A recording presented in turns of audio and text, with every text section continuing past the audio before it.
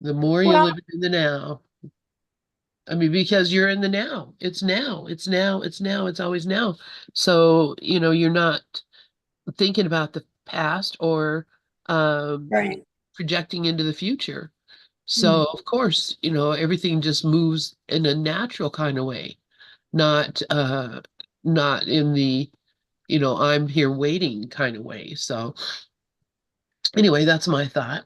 So, here we are. Uh, why this is in the middle of this page. Uh, let me see.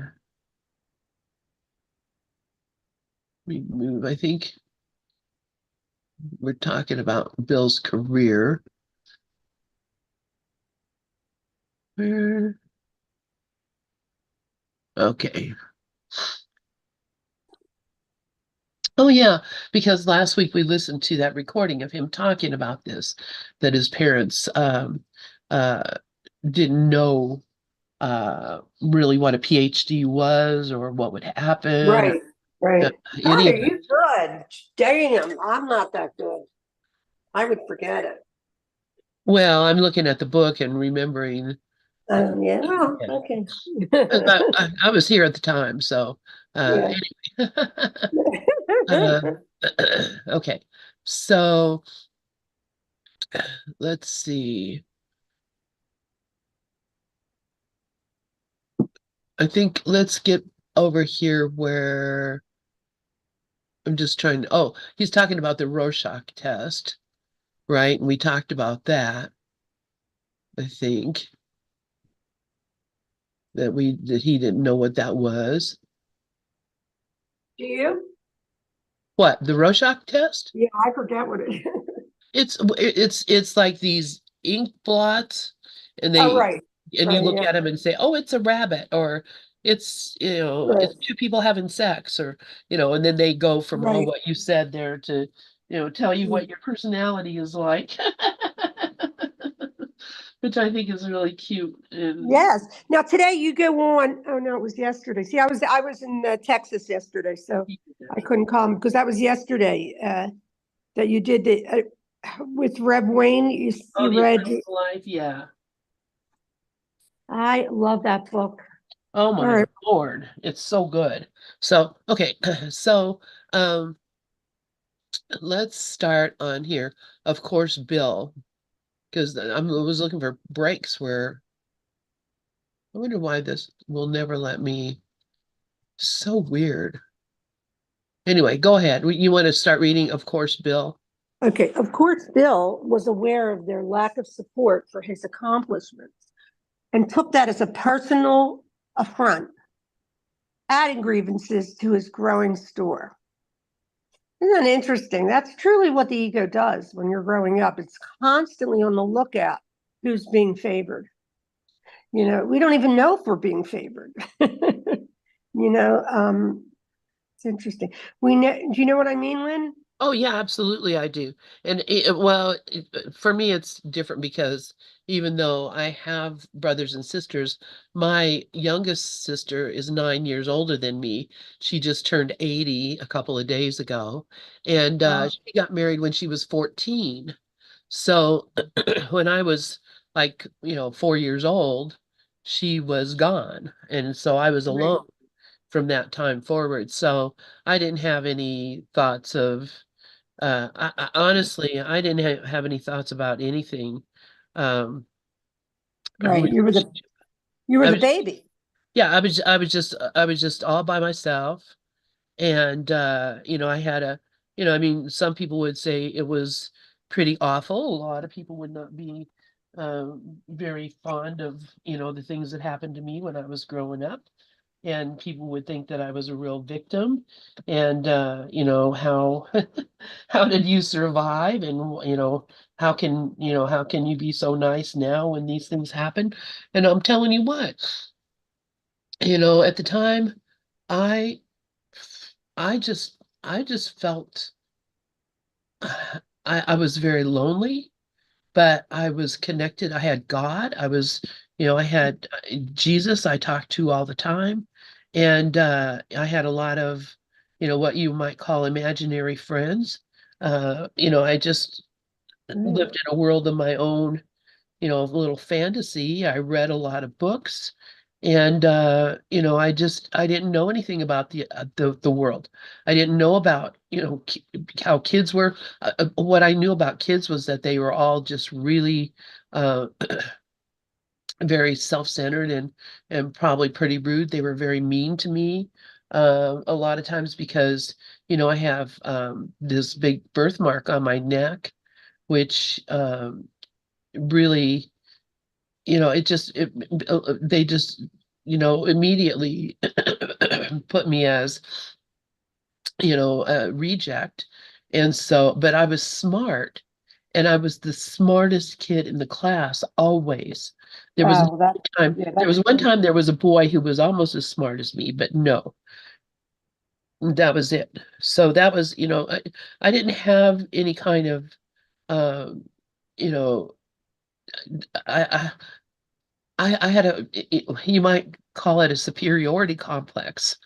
I recognized I was different than all these other people, and the way that they were was seemed very primitive and juvenile to me, adults and children both, because of just how they were. They didn't seem to be at my level in any way at all. I just saw myself as being so much. It sounds terrible to say better, but I did. Right. Had You didn't know, it doesn't sound terrible. It sounds honest. You were a yeah, kid. yeah. Yeah, I just looked around me and I thought, are we even the same? Are we from the same thing? I honestly thought that I was an alien. I honestly thought that somehow or the other, aliens from another planet, and I said Mars because that was a planet I knew about, that people from Mars brought me and dropped me off. I honestly believed that when I was a little kid because I did not relate in any way at all to any other children, people, nothing. I had no relationship to them. I read books all the time. I knew things that people didn't know. I remembered everything. And so, I always got, 100% on every test. I was, teachers' pet. They loved me because I was just such a little, shining star in that way. And so, yeah, I had a superiority complex. And I went through my life, just looking at normal humans like they were animals. And not even animals, because I thought animals were better. So, I mean, this is I mean, you listen to that and it just sounds bizarre and insane, but it's how this is just how I always was. And so, it's only when I got older that I started having this inferiority idea because I started seeing that. Uh, I started wanting something different. I started wanting to have uh, friends. I started wanting to have, relationships and not be always the odd person. And so, and then that being so odd made me feel very lonely, and very ostracized. Gloria's here. Hi, Glorian. Where are you? Hi guys, how are you? Good. Good. I miss you. I miss you too. Yay. Well, welcome, welcome. So yeah, anyway, so that's when I'm seeing this, I honestly really connect to Bill Thetford. I really connect to, he was so different from everybody that he didn't, I mean, he didn't fit in and was always looking for a way to fit in. So anyway, I think that's true for all of us. I mean, when I was reading here, um, the ego carries the story, and it's always about a grievance. And it seems to, for me, it happened very early on. And what I see now, when it brings it up, I see how it has to bring that up to get your attention, because that's what we are. We're a bunch of judgments. yeah, And so if it judges someone outside of me, well, That's okay, as long as it's not me. And it is me all the time. And that is, so he says, we know he had been greatly affected by his sister's early death and can assume there was some upset about Joe's Dear John letter. These hurts and disappointments were internalized and carried forward for decades, creating a basis for later conflicts and frustrations. As Bill was graduating, his parents retired to Florida because his mother was not well. She had been diagnosed with multiple sclerosis and advised to move to a better climate. Alone now in Chicago, though more content than ever, his next venture was at the Michael Reese Hospital, a major Jewish training hospital in Chicago, and the place to be. A fellow graduate student mentioned to Bill that a position had unexpectedly become available with Dr. Samuel Beck, head of the psychology department and a leading authority on the Rorschach test. That's what we talked about. Yeah, a psychological evaluation in which subjects' perceptions of influx are recorded and then analyzed using intuitive insight and or complex scientifically derived algorithms. This test is used to examine personality characteristics and emotional function. Bill applied and Beck offered him a position to study schizophrenia and the Rorschach test, funded by the National Institute for Mental Health. After Bill explained that he knew nothing about the Rorschach test, Beck assured him he considered that to be an asset, as it would allow him to conduct research uncorrupted by someone else's teaching.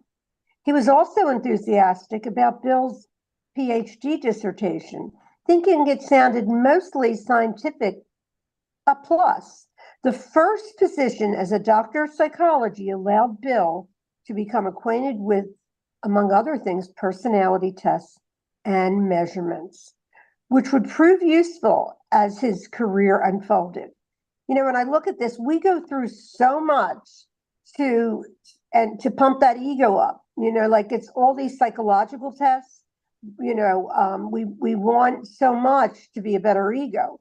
And the thing about it is you do get a healthier ego when you do a lot of work on yourself, but you're still in the ego, still listening to a crazy mind talking to itself. So that's usually the problem. Working there also provided the unusual experience of being the only non-Jewish member of the department. He wondered if he would be accepted, a question of possible reverse discrimination, but he certainly was. His fellow staffers even explained their Yiddish jokes to him. After 2.5 years, the grant ended and he chose to move on. But where? The University of Chicago and Michael Reese Hospital were the city's most interesting and challenging places to work. And he had now been there, done it. Like so many, Bill had moved forward from high school graduation without a clear-cut sense of destiny or even an idea about what he wanted to do next. He certainly didn't know what he was getting into when he took the administrative job at the University of Chicago related to the Manhattan Project. He also wasn't particularly sure at the outset what pursuing a degree in psychology was about. But by 1945, he had lost interest in medical school. Something of a fantasy anyway, given that he hadn't the funds to pay for it, and his family couldn't help even if they had been inclined. Moving to Michael Reese Hospital had a certain aimless quality about it. From the world's point of view, but in hindsight, his particular destiny was unfolding perfectly. And that's truly for all of us. Without the ego mind speeding it up, it's a very gradual unfolding of every part of this dream. As a harbinger of things to come, Bill said he would occasionally wonder why he was studying psychology in the first place. And an inner response would indicate that he would not know for many years. Wow. But when he finally did, it would make him indescribably happy. Do you see that, girls? Anybody want to say anything about that? Yeah, I love this because just the knowing that, eventually what would come up would make him indescribably happy. Again, I have to talk about myself because yeah, I studied, religion. I got involved in looking at trying to understand our relationship with God. I really wanted to have that relationship and experience that closeness and the spirituality with the universe or whatever. But I didn't know what it was, and I kept looking and looking, and all the things that I went through in my life, and all the careers that I had, and different things that I had, still looking and looking and looking, and finally finding A Course in Miracles. And at first, being very conflicted and kind of unhappy because it just seemed so far out of reach. Everything that it was being asked seemed so hard and so um, uh, just I don't know how I could do it. I don't know if you've had that feeling like, how can I forgive everything and how can I, not believe the stories of the world, and how I went through a lot of just thinking I'll never be able to do this. This is ridiculous. It's so hard. I But had that in the beginning, but I was so determined because I had so much hatred for my ex-husband that I mhm, sat down in the 12 steps. I said, God, please let me get rid of this hatred. Now, that hatred was my own hatred, but I didn't know that at the time. yeah. So So yeah, so you didn't know, but you asked for it, and you were open for, whatever that answer was going to be. And voila, here comes A Course in Miracles. And it's, when it says indescribably happy, that's how I am. I can't even begin to tell you how I am so happy and how happy I am. You wouldn't believe it. People can't believe it. They think I'm drank the Kool-Aid, or I'm spiritual bypassing, or whatever. They're thinking all sorts of things happen. But what's really happened is that, I found the peace of God that's here in me, that is me, and that is here in everyone. And that it makes me indescribably happy. I can't even, I could never imagine I could be so happy. I could never imagine that that I could it's see total so much joy. love. Yeah. Yeah, Warren just wrote joy, joy, joy. yes, Um, I yes. I fell down um complaining on the vacation, but I was laughing because I said to my husband, I said, we were both laughing because, you start 7 in the morning to leave and you don't get home till 7:30 at night, 8 o'clock. And it's like, now, did I have a good time in the airport? Yeah, I had a lot of good times, but I still was recognizing that the ego wanted to complain. And sometimes, just sometimes, I would just sit with it. That you can't just say, Holy Spirit, take that. That's not, you've got to pretty much sit with it so you can feel it and then heal it that way. Because it's just these agitation of energies that come up. And because there's nobody out there. And that's the thing to remember.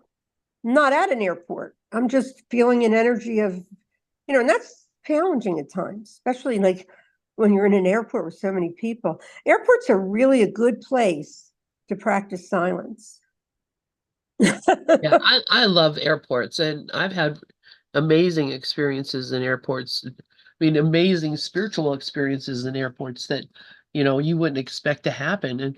And like when I broke my shoulder, look at all the incredible experiences that I had, of the kindness of people, the just it was an amazing situation, even though I was in extreme pain, because it hurts to break your shoulder.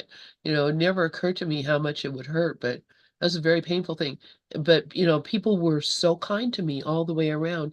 And so I had a lot of holy encounters with people in the Yeah, airport. but you have an unusually kind, even in the ego, you have more right-mindedness, really, because, breaking your show, I'm dramatic, so I probably go, look, it hurts now. I'm just going to be Sharon because I want to complain. So just listen to me now. Regis is on, McCallie's on, Lorian is on. If anyone wants to join us, we're really taking it slow. We're using Bill's book to just, kind of like just in gratitude of what he's given us through him. And also relationship is relating to Bill like things that come up for us. So we were talking, I was saying to Lynn when I was reading it that, when people like when you have a couple siblings, the ego points out like which sibling is favored, which sibling is in trouble all the time. It's always, if you just watch it, it's always about a grievance, a judgment. That's all it is. Yeah. And, the I don't know is the best thing you can say. So you want to read it now? Here, you Sure. go on.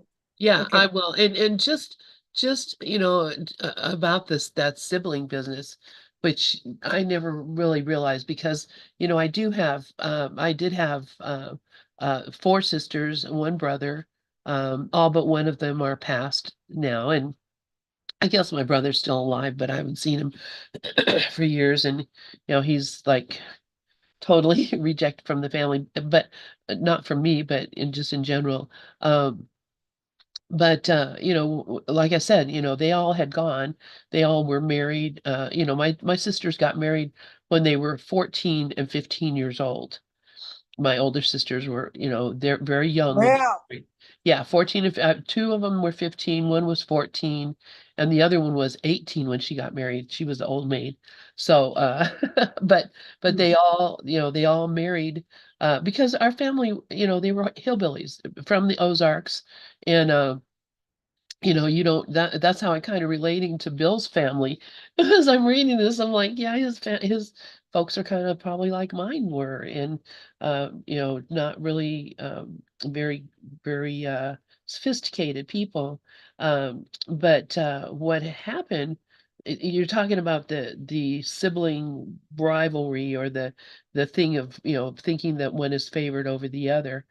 And what happened was that my mother married my stepdad when I was 3, and she did not know, nobody knew, but he really liked little girls in a way that was not a very nice way to like little girls. And so my mother had two daughters at home, one who was 14 and one who was, 4, 3 or 4. But anyway, so the way to get the one daughter out was to marry her off to a guy that he worked with. He married my sister off to a guy who was 28 years old. She was 14, so he was twice her age. And they got married, she left, and there I was alone with my mother and this man. And uh I obviously will not go into any kind of discussion about things that he did. However, he was always very kind to me. He, bought me things. Anything, if he could, get it, if I wanted it. He, took me to the movies. We would, there, everybody's like, oh, how sweet. He just hangs around with her. He's such a good daddy, blah, blah, blah, blah, blah, BS, BS, BS. So my sisters and my brother were so jealous. They were so jealous that, that I was being given all this good stuff and taken care of and loved in such a, way that they never had, because their dad was, a, uh, alcoholic, violent maniac. So they never had that, a loving dad. So to them, that I was having a loving dad was something that they were very jealous of. And it wasn't until much later when they realized that uh, he was too loving of a dad. And that Right, it right, wasn't what they thought. It wasn't what they thought.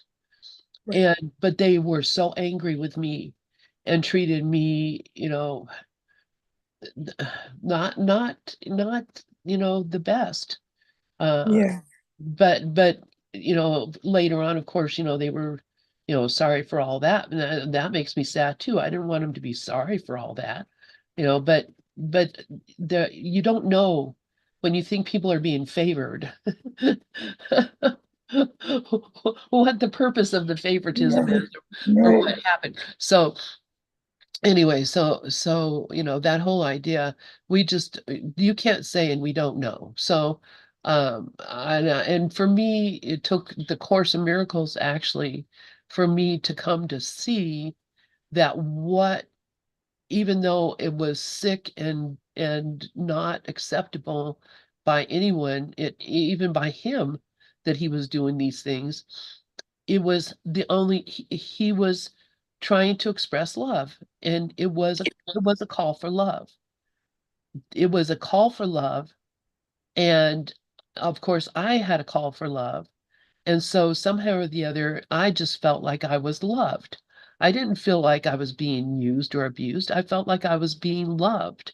And of course, that set up a lot of sick crap in my mind, but that doesn't matter either because, Well, everything here is love. I mean, the yeah, worst killing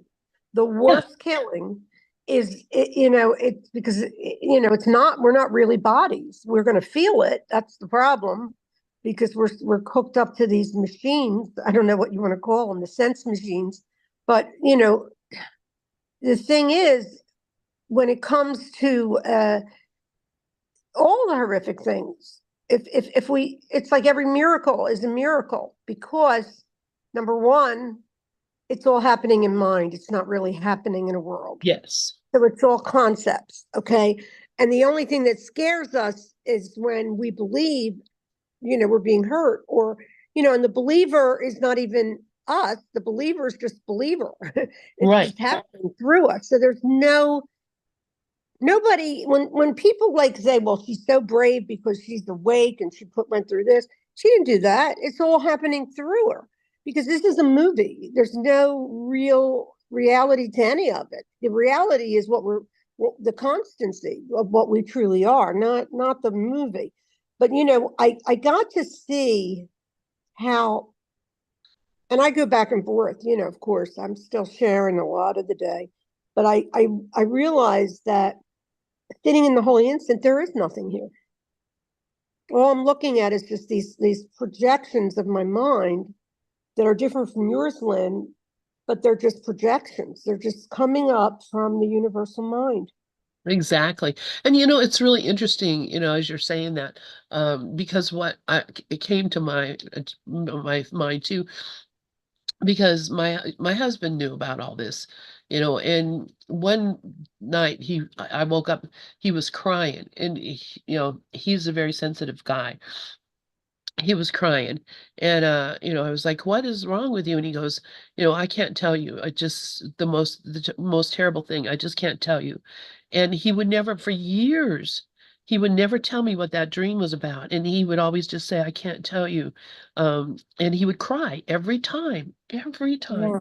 And I was like, what is going on with this?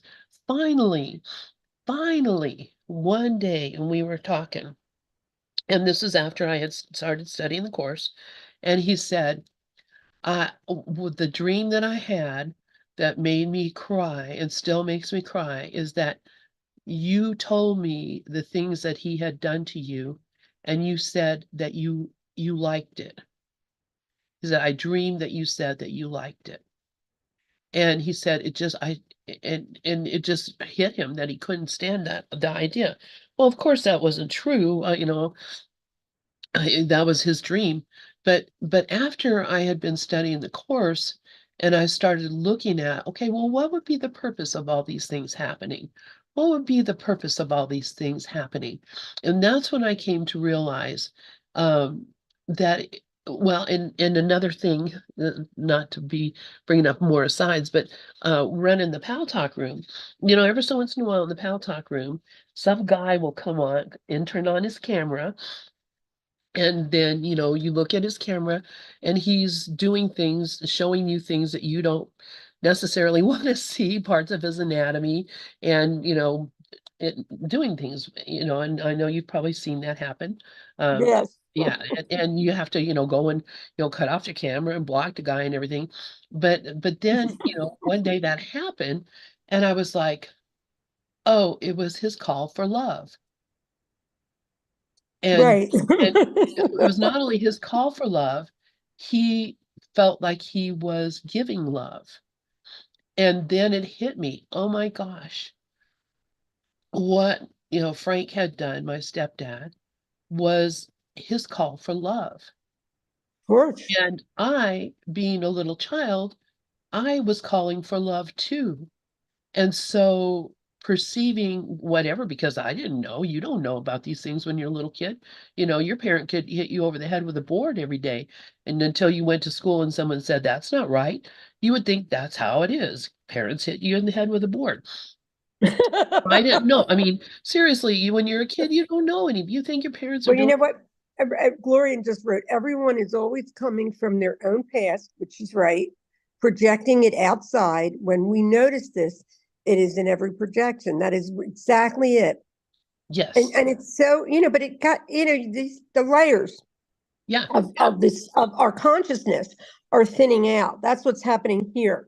Like, Yeah. you get the course and right away you get an opening and you get a lot of space, but there's layers. And then you're like, oh, here I am, another layer, another block. And then it's Right. a block. And then you keep Exactly. going. So what's happening for all of us in the group is that we are starting to, the book's coming alive for us. But, in the process of it, you got to laugh because Yeah. we've never left this space. We're not anything but this space. It's just like a Exactly. microphone in space. Yeah. We're just sitting here like we're in the captain's chair and, Look what you wrote. Yes, exactly. We go deeper and deeper. Yeah, I love the way I have to listen to because I was away in Texas. So yeah, I saw Sharon, Vivian. I met Vivian. That was nice. But I would just want to say, being away on vacation isn't really a vacation. It's a lot of work. yeah. Oh You yeah. leave in the morning, and I mean, we were laughing a lot, Cliff and I. But I loved seeing everybody, the family, and everything. And I was so glad to be home. I'll I'm a bet. very contented person. I find contentment, but I don't find like getting off of a plane and walking around an airport. In the beginning, it's fun, but then after a while, it's like it's too much distractions everywhere. You Yeah. know, See, I like it because I love, people and I love seeing people and I love doing things and so that I'm just not too much even now, I would love to just go out and sit on the when I went to Vancouver to visit Susie and Wade took me downtown to this I don't know, it wasn't downtown, but this very kind of little eclectic place and he said, there was like a little, not a kind of a bench on the corner. Goes, here, you sit here. I'm going to go do some stuff. So I just sat there, and then people would come up, and we would sit there and talk, and then they'd leave, and then somebody else would come up, and I had the greatest time just sitting on the corner in Vancouver, chatting with anybody who came up, and it was. It was one because that's how I am. I like anywhere I go, I'm talking to everybody around me, and that's just kind of I that's enjoy the great. heck out of it. So but anyway, so All right, so Vivi, let's go. Yeah, because we okay. don't. Okay, All so right. I'm going to read. Okay, Okay. so this is Carol Howe's book, Never Forget to Laugh, Personal Recollections of Bill Thetford, co-scribe of A Course in Miracles. So it's about Bill Thetford. All right, so it says, what was the underlying impetus that led him to study psychology?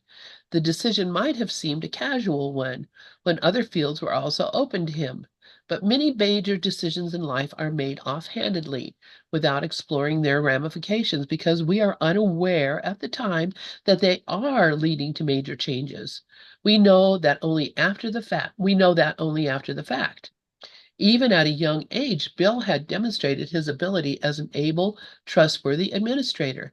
He had more than a little talent for music and theater, and he certainly had the qualifications to succeed in medicine. which he once considered. He had also mused about a teaching career, but was led inexorably to the field of psychology, following the intuition that led him throughout his life. Oh, and by the way, Bill Thetford's birthday was the 25th, April 25th. Thank So you.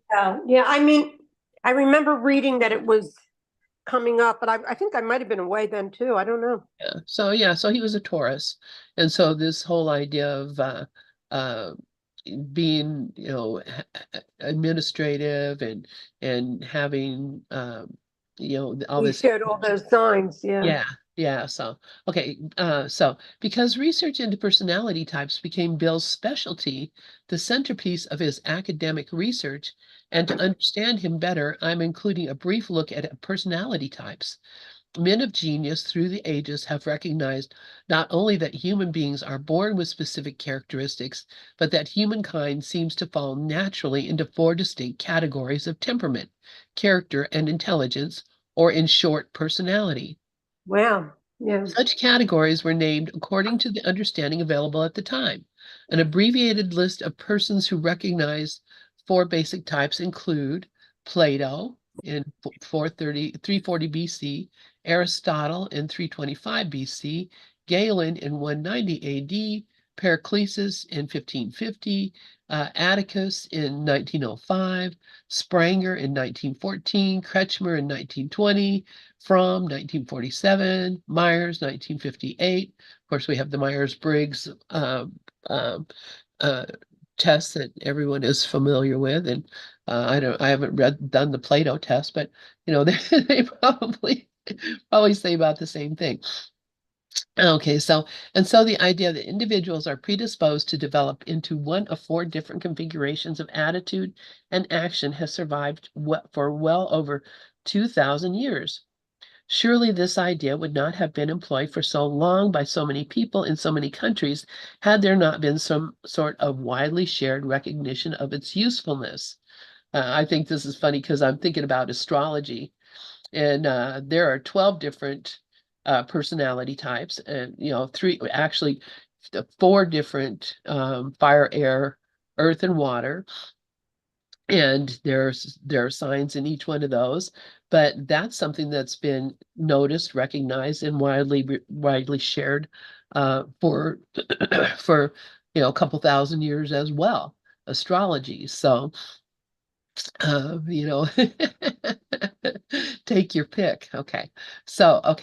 The last person on the list, Isabel Myers, with her mother, Catherine Briggs, developed the now well-known system for identifying personality types, the Myers-Briggs Type Indicator.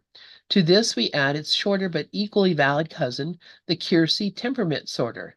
These tests, based on Carl Jung's discoveries, started being used as research tools in the early 1950s.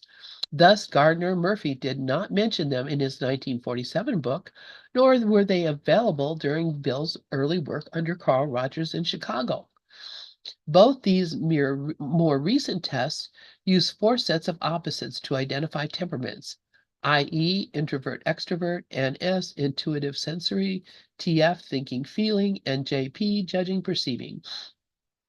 Through her research, Myers discovered, like her predecessors, that the 16 possible combinations reduced to four major categories, SP, SJ, NF, and NT, with characteristics consistent with the four types deduced by the earlier researchers listed above. For a more in-depth explanation, I recommend David Keirsey's Please Understand Me Too as a guide to understanding personality traits, especially those unlike our own.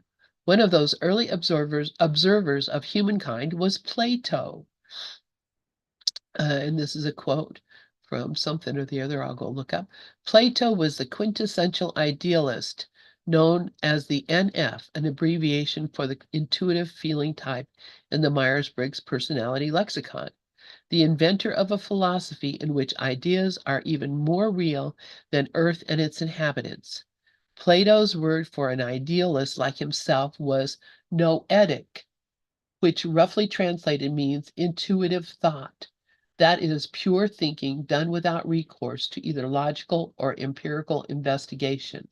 And I have to say that probably tends to be me in a lot of ways, noetic, and I bet you too, Sharon, being more I intuitive. for, yeah, I found I forget the name of it, EMFT. I don't know. I have the same personality I test as my son Andrew. Very outgoing, but I'm also an introvert. I can be both. It's Uh-huh. really like I like to be in, but I love people. So I don't know.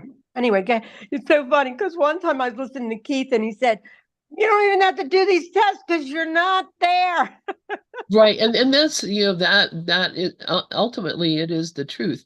We're not really here. These are just stories explaining how it seems to be that things are happening in our experience, that we're this Right. kind of person.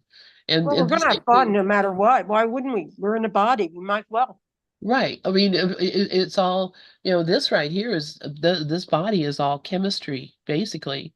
It's all Hmm. chemistry and physics. That's all that's happening here is, chemical reactions. That's when I Yeah, got in that's that a good talk with my point. husband the other night about the brain. He was like, your brain is just chemical reactions. That, when you're feeling sad, that's a chemical reaction. When you're feeling this, you don't have to have all this, analysis Well, of it. It's all chemistry. right. The story does that, right? Yeah. Yeah. And sometimes trauma can do that, but we're traumatized from the moment we're here because we don't even know what we are. We just been told we're these people. Right. And we're not. Mm-mm. That's what's the trauma is that we're spending our whole life being told we're something that we're not. We don't have and again, like I said, when I was a kid, I was just feeling like, I was something there was something weird and different about me, and I was not what the world was saying I was. I couldn't even relate to the real, reality. And a lot of it, I guess, maybe because of my experience, and I did a lot of disassociating at the time, Right. which is really, I mean, dissociating is really a great gift for somebody if they're in a traumatic experience, because you don't have to be there because you're not there. That's I dissociated too, you know, and all that is, the energy. You're pulling yourself out of that energy of whatever energy that you were in. right. Yeah. And there's nothing noble about it or anything. It's Mm-mm. just, that's how you cope Well, with it happens organically. There's Myrna. Hi, Myrna. yeah, they're Hi, coming up next. honey. Dove and Myrna are coming up Hi next. all. Uh, Yeah. You okay. know, it's so fun to get into him. And, I was going to listen. I have him on Audible too. I have Carol's is reading it. She's also brilliant, Carol. Oh yeah, she's adorable too. She's just to write a book like this. She's like Ken Wapnick. Anyway, go ahead. You're going to Yeah. finish it up. Okay. So Bill Thetford was the poster child for the NF or intuitive feeling type, as was his mentor, Carl Rogers. Yep, exactly. Kiersey gives some insight into what pulled Bill towards psychology and away from what seemed to be equally viable options. Okay, this is a quote. Diplomacy is the ability to deal with people in a skillful, tactful manner, a metaphor for the interpersonal touch or sensitivity in which idealists or NFs seems to be both interested and particularly talented. This sensitive way with people shows up so early in NFs that it is attempting to assume that they are born with it. Emphasis added, in brackets, both to use their personal empathy and interpersonal skills to improve relations between people. With their instinct for seeking common ground and with their ability to interpret each side's communications in a positive way, with their gift for putting themselves on the other's place, and with their metaphorical language easily and fluidly turning one thing into another, idealists are well equipped for the difficult task of influencing people's attitudes and actions, not only inspiring them to grow, but also settling differences among them, smoothing difficulties, ever looking to enlighten the people around them and to forge unity among them. That sounded like me. That sounded like you. Yeah, that's what I do. It's like a lot of us here, right? Yeah, the group that we're in is very just Yeah, beautiful. real NF peoples. So, okay. So, thus we are drawn in certain directions, even when in our earlier days we might not have a vocabulary to explain that attraction. As natural and automatic as the quest for self-realization is for the NFs, it is quite bewildering to the other three types. And this is another quote then from the same book. Idealists regard this search for identity as the most important enterprise in their lives, and with their gift for language, they can be powerful advocates for its being a necessary pilgrimage for all people. Very often, the other types, the SJs, NTs, and SPs, are troubled by the thought that they ought to be pursuing this goal, even if the search for self does not beckon them. The reluctance of over 90% of humanity to join the search for self-actualization is a great source of mystification to the idealists. Okay, and so, and I agree with that. You know, and this is probably, I don't even know. I'm not even going to qualify it. I'm just saying that it seems like there are some people who are alive and real in this world. And there are some people that are just like automatons. They don't have any thought to look outside of themselves for anything. They're all, me, my life, my family, my children, my God, my country, my job, my religion, all, it's all about me, me, me, me, me. And, I mean, most people are very, very self-centered and not. Absolutely. The ego pretty much is. And like when I look at Uslan, it's not like we worked for this. It's where we showed up, right? In the Right. oneness. Yeah. Yeah, this is part of the plan, is that, at the point when the plan was made, we said, I'll come here and have this life so that I can experience this outreaching for the truth about myself, the truth about what is, that, that's the only thing that matters to me. And, that's, when I first met Regina, she clicked, I clicked with her because she said the very thing, I just wanted to know the truth. I just want to know the truth. And, there, there's billions of people in this world that don't know there's a truth. They Right. just think that, they've been fed a story and they believe the story and they don't question their experience. But, Mm. you question your experience. I question my experience. Everybody here has questioned, what the heck?